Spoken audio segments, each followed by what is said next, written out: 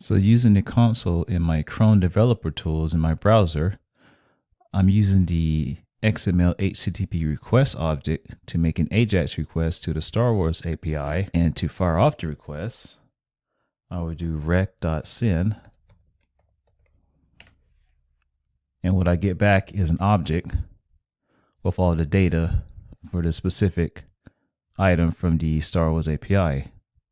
In this case, it's information about Luke. What I like to do is use modern ways to make the AJAX requests that are cleaner and a lot more easier to type instead of using the XML HTTP request object.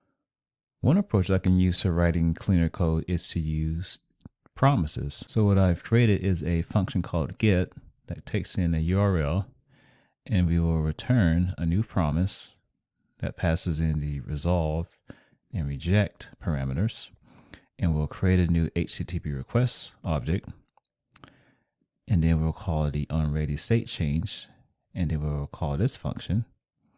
And if the ready state equals 4, meaning it's completed, and the status is 200, meaning everything went okay, then we'll resolve our XML HTTP request with the response text. And then if it's an error, we'll reject and throw an error with the status text. To use my get method, I'll simply call it, and I'll pass in the API that I want to access. And then once that data is either resolved or rejected, if it's resolved, then we will take the response and console.log it. And if there's an error, we will use .catch to take that error and console log the resulting error. So now I can simply run my code, and I get the Luke object back from the API.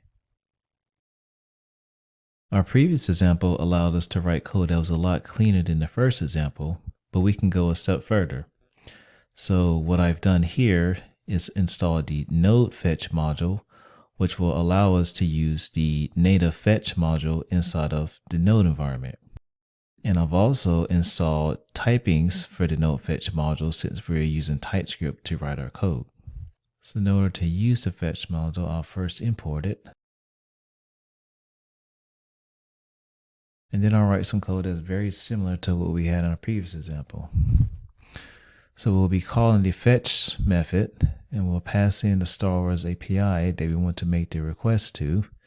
And this by default would be a GET request. Then I use two .dens. The first one would be to take the data that is returned and to convert it to JSON so that way we can use it in our code. And then the second one, we'll just simply console log the data.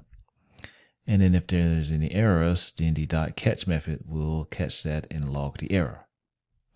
So now we can save, build, and run our code.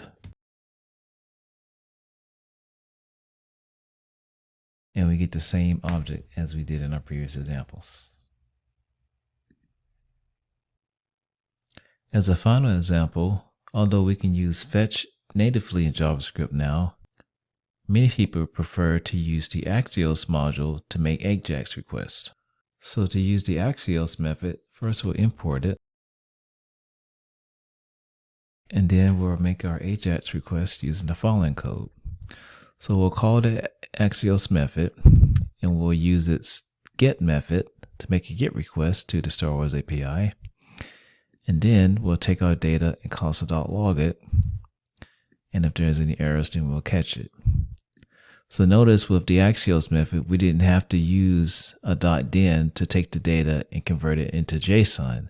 The Axios module does this for us, which is a nice convenience. Axios also automatically installs the typings for us. So now we can save our code, build and run it.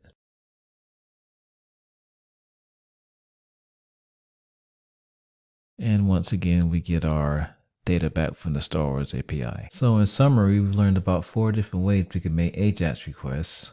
First, we use the XML HTTP request object. Then we made our AJAX requests a lot cleaner by using promises. And then we went a step further and used the node fetch method to use the native fetch method in JavaScript. And then finally, we use a very popular module, Axios, to make our AJAX requests.